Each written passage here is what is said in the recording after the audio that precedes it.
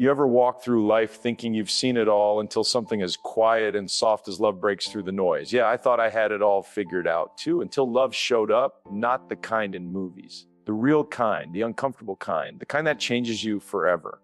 Love doesn't ask permission. It just shows up. You're walking down the street, headphones in, playlist on shuffle, heart set on autopilot, and then out of nowhere, love taps you on the shoulder. Not in a big cinematic way, not with fireworks or violin strings in the background. No, it shows up quietly, unexpected, unannounced. And it doesn't knock, it just walks in. Love doesn't ask for your schedule. It doesn't wait for your 5-year plan to wrap up.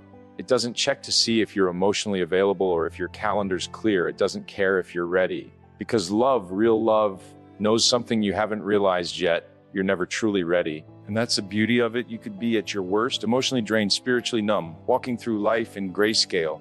And then someone offers you a kind word, a gentle gesture, a look that says, I see you, when the whole world has passed you by. That moment, that's love. It's not the red carpet kind. It's the subway platform at 2 a.m. kind. It's your friend checking in because they felt something was off. It's your kid hugging you out of nowhere and saying you're the best. That's love, raw. Real, sneaky in the most divine way. I remember this woman I used to know. Hard exterior, eyes like stone. Life hadn't been kind to her. Trust didn't come easy. But one day she found a stray cat on the side of the road, injured, shaking. She took it home, fed it, nursed it back. Day by day, something shifted. That little act of care, that moment of unexpected connection. It cracked something open in her. She didn't realize it, but love had walked in the door wearing fur and a limp. No announcement, no drum roll, just a quiet revolution. See, love doesn't always show up with passion. Sometimes it's patience. Sometimes it's someone staying when they have every reason to leave. Sometimes it's just silence, shared, safe, and understood. You don't plan for it. You don't chase it. You live your life, and then one day, without warning, it finds you. The truth is, the love that asks for permission. That's not love. That's convenience wearing a mask. We're raised to believe love's a finish line. Something to earn, something that comes after you've done all the work, healed all the wounds, ticked all the boxes. But no, love is the work. It's the thing that rushes in when you're still bleeding. It's messy, it's complicated, and sometimes it makes absolutely no sense. But it always knows what it's doing. Always. I met a kid once at a youth center. He barely spoke. Life had silenced him early. But one afternoon, a volunteer asked him to help with the garden. Just that. A shovel, some dirt, some seeds. Weeks later, he was smiling, talking, laughing. That garden didn't just grow tomatoes, it grew love, unspoken but undeniable. No one asked him if he was ready to receive it. It just happened. Because love doesn't need your permission to heal you. It just needs space to show up. And here's the part that blows your mind. Love doesn't need to be perfect to be powerful. It just needs to be present. You don't have to understand it to feel it. You don't have to deserve it to receive it. And you definitely don't get to control when or how it shows up. You just have to stop running when it does. Sometimes it's your mom calling you at 7 p.m. with leftovers because she cooked too much by accident. Sometimes it's the guy at the coffee shop who remembers your order and adds a smiley face to your cup. You think those things are random? Nah, that's love with a lowercase L, but a capital impact. Those are the tiny miracles that most people overlook because they're too busy looking for something bigger. But the real ones, the ones that change you, they're rarely loud, they're rarely planned. And here's what's wild: the more you try to shut love out, the more creative it gets. It'll sneak into your life through music, through art, through people you least expect. It'll hide in the mess, the brokenness, the quiet. It'll whisper to you in a way only your soul can hear. It doesn't care about your trauma, your timeline, your fear. It sees all of that and shows up anyway. Love doesn't wait until you're ready. It arrives when you need it the most, even when you don't know it, even when you don't want it, even when you've given up. Because love's job isn't to check in with your logic. Its job is to remind you you're human, that you still have softness inside, that despite everything, you're still worth loving. And maybe, just maybe, that's the whole point. Real love breaks you open. You ever try to hold yourself together so tightly that even your own reflection doesn't recognize you? Like you've spent years building walls, brick by brick, smile by smile, pretending everything's fine when deep down you're anything but. That's what we do, isn't it? We protect ourselves. We wear armor made from silence, sarcasm, busy schedules. We survive by being untouchable until real love walks in and doesn't care about any of that. See, the truth about real love, the kind that doesn't flinch, the kind that doesn't run, is that it breaks you open, not violently, not destructively, but beautifully. Painfully, honestly. It gets into places you didn't even know existed. It pulls back the curtains you've kept closed for years and lets the light in. And sometimes that light burns before it heals. But it always always heals. I remember watching my father, this man who never cried, who worked 3 jobs just to keep food on the table, who barely spoke unless it was necessary, get a call one night from my little sister. She was at college and she'd failed a major exam. She was crying. I expected him to offer advice, maybe some tough love. But he didn't say much, he just listened. Then he said, "You don't have to be perfect, you just have to be okay. And I'm proud of you either way." That moment shattered something in me because I realized he wasn't invincible, he wasn't unbreakable. He was just a man who had spent years pretending to be strong until love cracked him open in the best possible way. It gave him permission to show up as human, not as a provider, not as a rock, but as a heart beating in real time, willing to be soft for the people he loved. Real love does that. It walks into the room like a storm and a sunrise at the same time. It tears down everything that's false in you, not to destroy you, but to uncover the truth of who you are. And let me tell you, that's a hard truth to face because most of us don't know who we are without our pain, without our story, without our defense mechanisms. But love sees through all of that. I knew a guy, tough as nails, ex-military, kept his emotions locked up tighter than Fort Knox. Never talked about what he saw, never let people in until one day a rescue dog came into his life. That dog didn't know about war zones or trauma or nightmares. It just knew how to sit beside him in silence, how to lean in when the tears came. That dog cracked something open in him, gave him permission to feel again. And slowly, that man started talking, started laughing, started living. That's what real love does. It breaks you open, not with force, but with presence, with consistency, with the quiet, unrelenting message. I'm not leaving. I see you, all of you, and I'm staying. But here's the catch. It's not comfortable. That kind of love doesn't make you feel safe at first. It makes you feel seen. And for a lot of us, being seen is scarier than being alone. Because when someone truly sees you, they also see your wounds, your fears, your past. And there's always that whisper in the back of your mind, what if they don't stay? What if they run like everyone else? But real love doesn't run. It leans in. I met a woman once who had been in and out of relationships her whole life. Always searching, always running, until one day she sat in the back row of a small local poetry night and someone on stage read a line that cracked her wide open. You don't have to fix yourself to be loved. You just have to be willing to be seen. She said it was like her whole body exhaled for the first time in years. That night, she didn't fall in love with someone else. She fell in love with the idea that maybe, just maybe, she was worthy as she was. And that realization broke her open in the best way. When love breaks you open, it doesn't just affect your heart, it rewrites your story. It gives you new eyes to see the world. Suddenly, the same streets look different. The same people carry new weight. You start hearing the things others don't say, feeling the things they hide, because now you get it. You know what it's like to be cracked wide open, and you wouldn't trade it for anything. Because in that brokenness, you find wholeness. In the mess, you find meaning. In the vulnerability, you find your voice. And maybe that's the whole point of love, not to make you feel safe, but to set you free. Not to fix you, but to reveal you. Not to shield you from the pain, but to guide you through it with someone walking beside you, not ahead, not behind. It's not always romantic. Sometimes it's raw and honest. We've been sold this idea that love is candles, flowers, long walks on the beach, and passionate kisses under the rain. That it's supposed to look like a movie scene, soundtrack included. But real love, the kind that changes you at your core, it doesn't always show up holding your hand. Sometimes it shows up holding a mirror. And not to make you feel beautiful, but to show you everything you've been afraid to face. Love isn't always romantic. Sometimes it's raw. Sometimes it's brutally honest. And sometimes it's not even pretty. I remember watching this couple once at a small cafe. They weren't holding hands.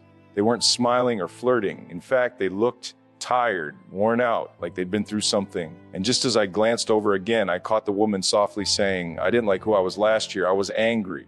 "I pushed you away," and the man, he didn't react with judgment or a speech. He just nodded, reached out, and said, "I know, but you're still here, and so am I." That moment, that was love. Not the Instagram kind, not the picture perfect, filtered fantasy. That was the kind of love that sees the wreckage, walks through the fire, and says, "I'm not going anywhere." Love will sit next to you when you're not lovable, when you've said the wrong thing, when you've hurt people, when you've lost yourself. It doesn't always fix you with hugs and sweet nothings.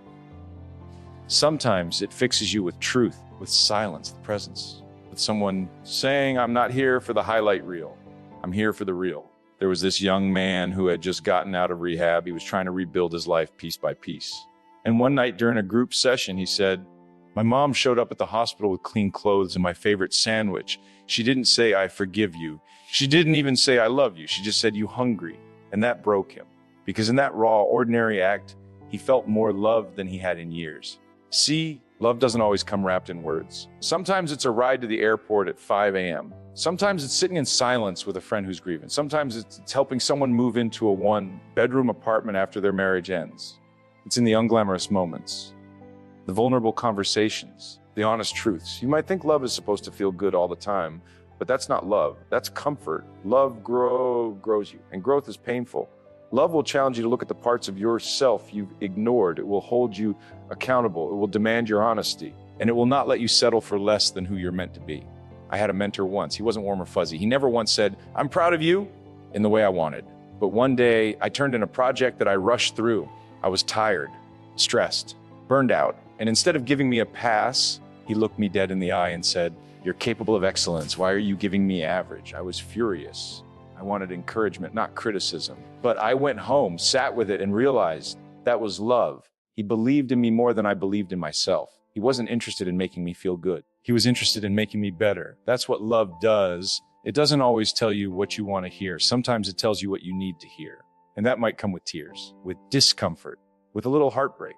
But it also comes with transformation. Sometimes love is your friend calling you out when you're spiraling, not letting you drown in your own lies. Sometimes it's your partner saying, "You need to talk to someone," because they see the weight you're carrying and they know you're not okay. Sometimes it's your kid looking at you mid-argument and asking, "Why are you yelling?" And you realize you're not angry, you're hurting. And that child in their innocence just handed you the truth. It's not romantic, it's not poetic, but real. And in this world, real is rare.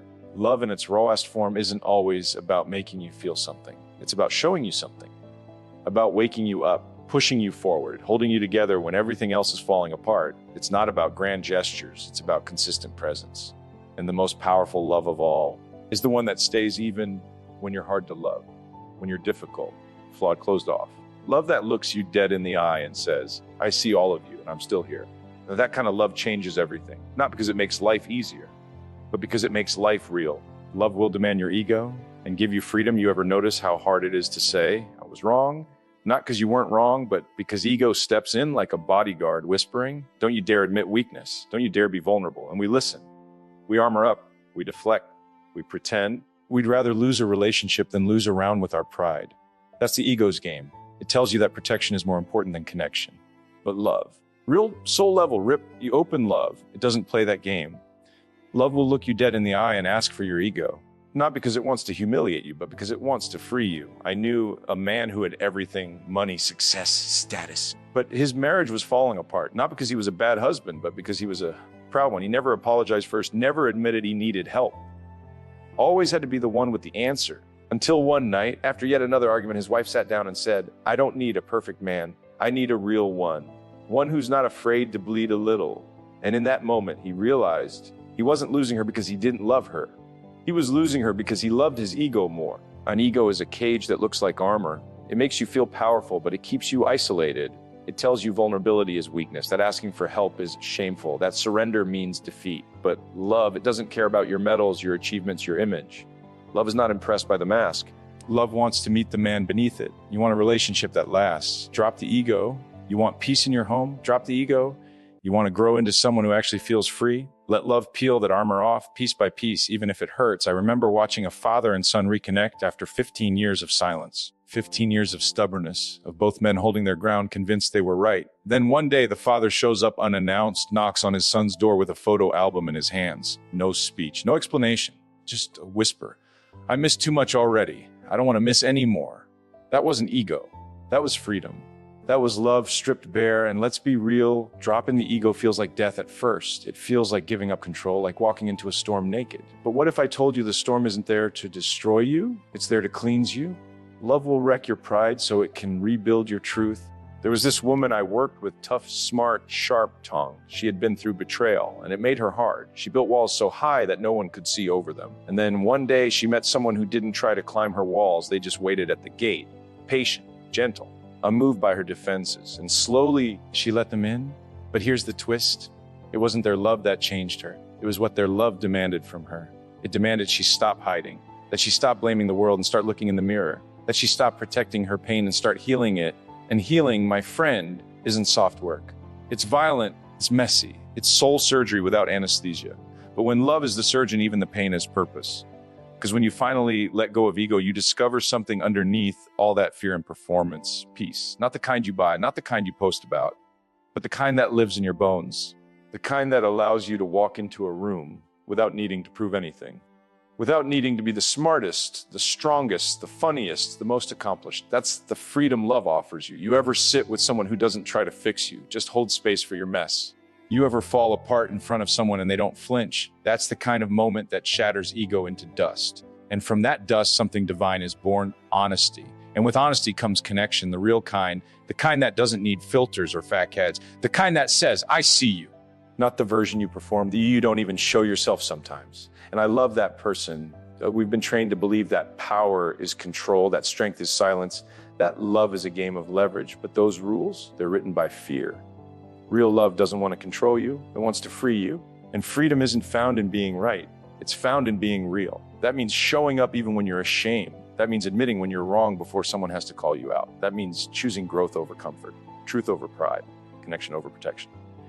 And the wild part, the second you drop the ego, the world doesn't collapse, it expands. Relationships get deeper, friendships get realer, conversations get richer, and you start to feel again, not just exist, not just perform, but live, fully, openly, honestly. Because at the end of the day, love isn't here to flatter your ego, it's here to liberate your soul. Vulnerability is strength, not weakness. We were raised to believe that being strong means being silent.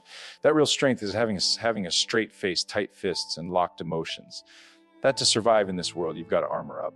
But the truth is, the most dangerous lie we've ever been told is that vulnerability is weakness. No. Vulnerability is the kind of strength that moves mountains, not with muscle, but with truth. Think about it. It's easy to wear a mask. It's easy to pretend you've got it all figured out. But it takes guts to look someone in the eye and say, I'm not okay.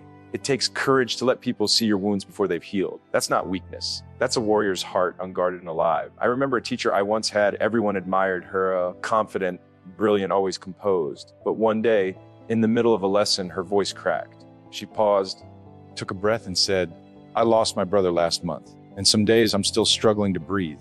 The room went silent, not out of discomfort, but out of awe. Because in that moment, she wasn't a teacher, she was human. And that simple act of honesty connected us to her in a way that 1,000 perfect lectures never could. We hide so much behind the word fine. We say we're okay when we're breaking inside. We smile when we want to scream.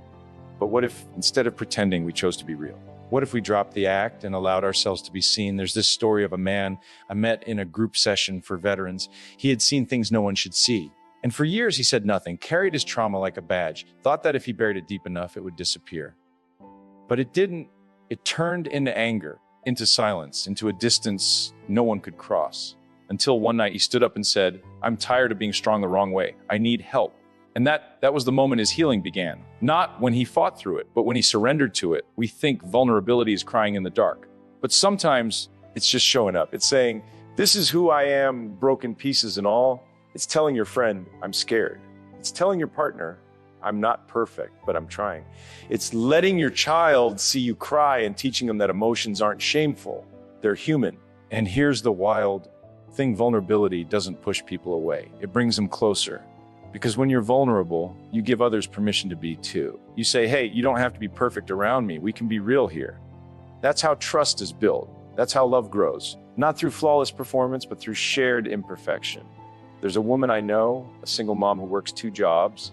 She once told me, I used to think I had to be Superwoman, that if I cracked, everything would fall apart.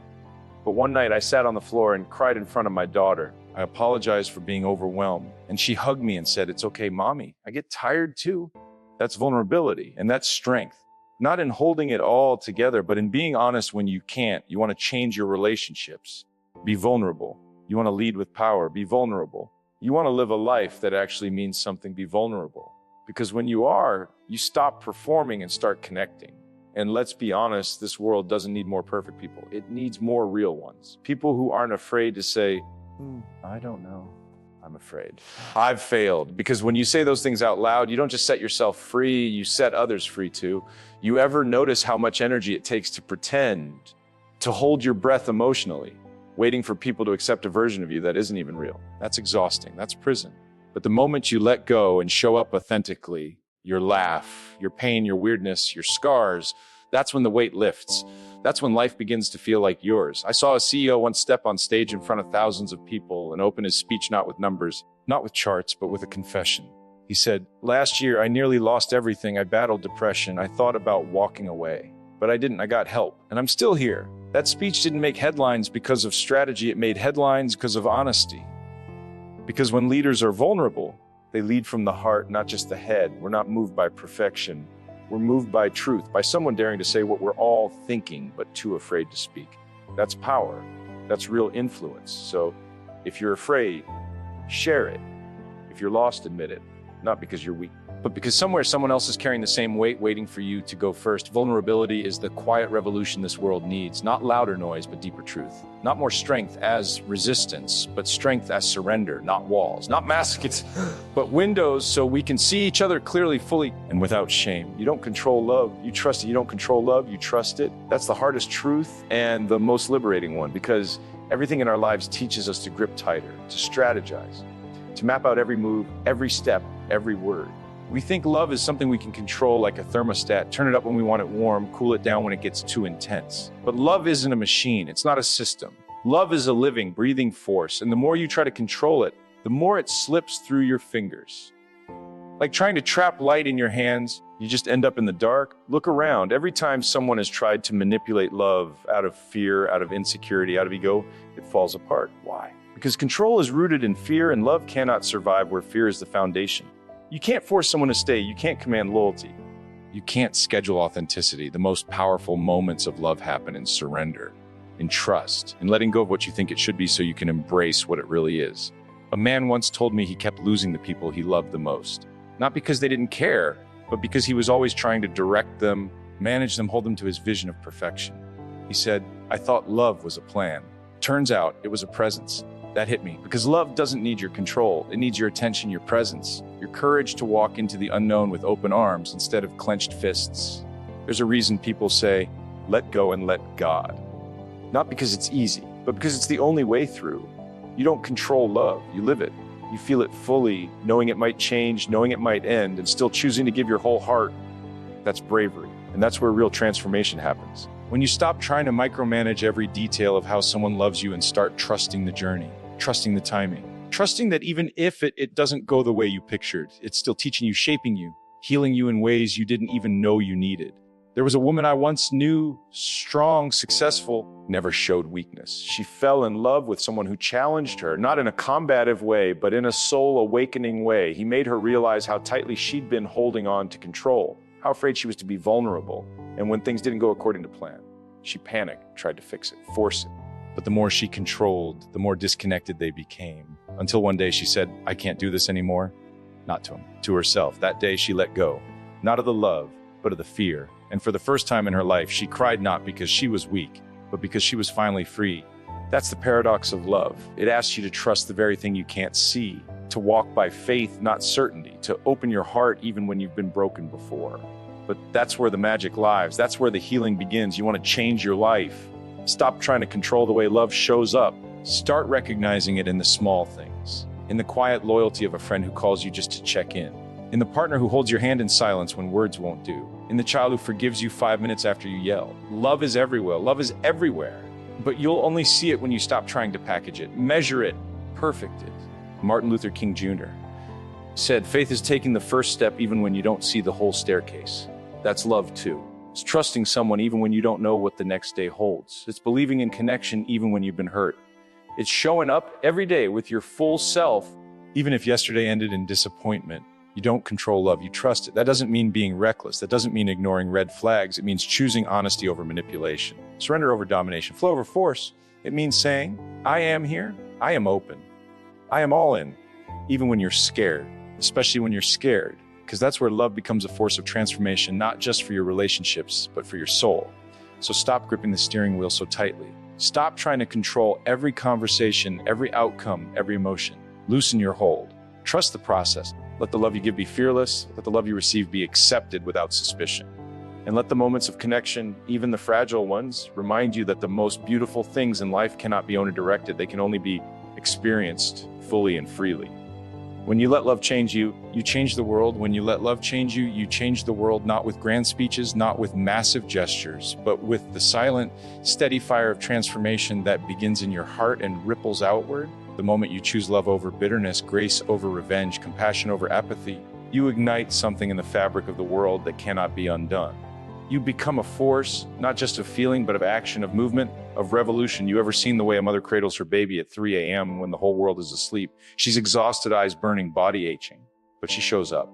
That's love. And it doesn't just change her, it shapes the future. That child grows in the safety of that love and one day becomes someone who knows how to love others. That ripple begins right there in the quiet hours, in the invisible moments. You ever held the hand of someone who's hurting without offering a solution? Just your presence. That moment when you stop trying to fix and simply feel with them, that's when something extraordinary happens.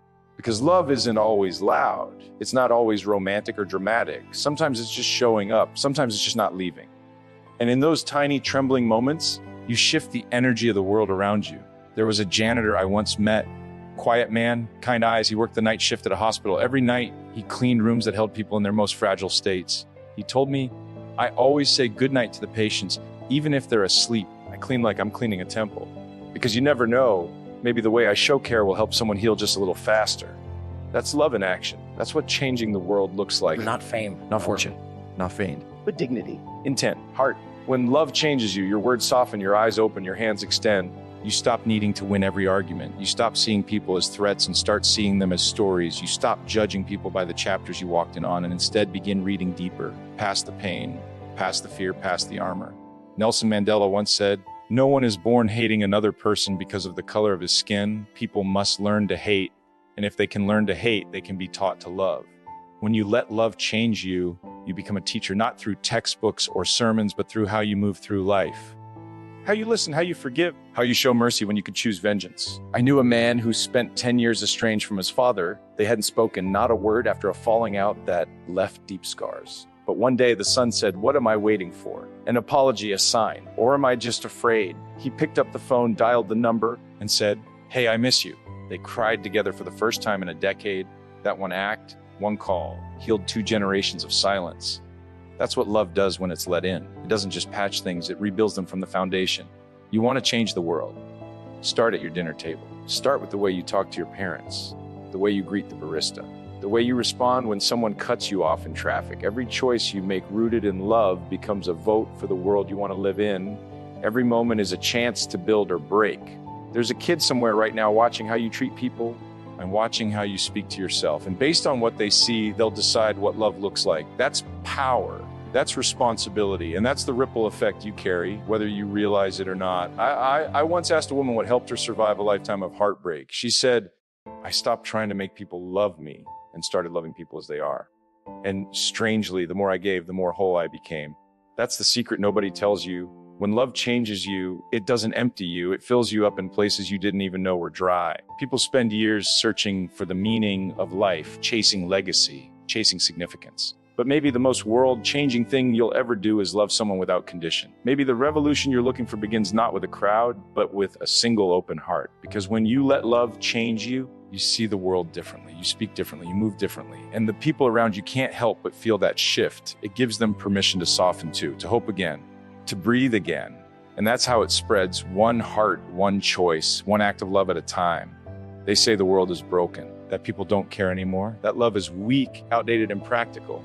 But I say the world isn't broken. It's just waiting for you. Waiting for someone who still believes in grace, when it's easier to rage, and loyalty when it's easier to walk away, and light when darkness is screaming louder. The world doesn't need more noise. It needs more people willing to be still, to feel deeply, to love fiercely even when it's not returned. That's where the real power is. That's where revolutions begin. There's no force more unstoppable than a human soul set on fire by love. Not the soft kind that tiptoes around discomfort, but the kind that walks straight into pain, straight into betrayal, and still chooses to forgive. The kind that says, "You don't have to be perfect for me to stay." Because that kind of love, it doesn't just change people, it changes cities. It changes systems. It changes the air we breathe. Think about the times in your life when someone believed in you when you didn't believe in yourself. Maybe it was a teacher who saw your potential, a stranger who smiled when you felt invisible, a friend who stayed when everyone else walked away. Those are the people who changed your story, and I guarantee they didn't even know it. Because love isn't always loud. Sometimes it's a whisper that says, "You matter," when the world screams that you don't. I remember reading a line once, "You never know how strong you are until being strong is your only choice." But love, real love, isn't just about strength. It's about softness in the face of suffering. It's about choosing kindness when cruelty would be easier. It's about holding space for someone's brokenness without trying to fix them. And in doing so, you give them something sacred, permission to be fully human. So many people are walking around this world wearing armor, smiling with cracked lips, laughing with eyes that scream for help. And we think they're fine, but they're not. They're just waiting for someone to be real, to say, "I see you, I hear you, I'm not going anywhere." That kind of love, that's not weakness. That's the most courageous thing a person can do. As Nelson Mandela once said, courage is not the absence of fear, but the triumph over it. And love, my friends, is the greatest act of courage. To keep showing up, to keep opening your heart after it's been broken, to keep trusting when trust has been shattered. That's heroism. That's legacy. You want to leave a mark on this world. Love louder, love deeper, love without needing a return on investment. Be the kind of soul who chooses empathy in the face of indifference. Be the reason someone doesn't give up today. That's the kind of power no title, no amount of money, no spotlight can give you. That's the power of humanity in its purest form. Remember the words of Maya Angelou. People will forget what you said, people will forget what you did, but people will never forget how you made them feel. Make them feel seen, make them feel safe, make them feel worthy. Because when you do that, you're not just touching a life, you're rewriting it. Let your love be defiant in a world that tells you to keep it locked away. Let it be wild, let it be unreasonable, let it be unapologetic. Because the ones who truly changed the world never played it safe. They loved when it was risky, when it was hard, when it didn't make sense. And in doing so, they didn't just change others. They became the very embodiment of what this world so desperately needs. So love without conditions, live without regrets. Be the proof that love isn't just a feeling. It's a revolution dressed in flesh and blood. And every time you choose it, you're not just making a difference, you're making history.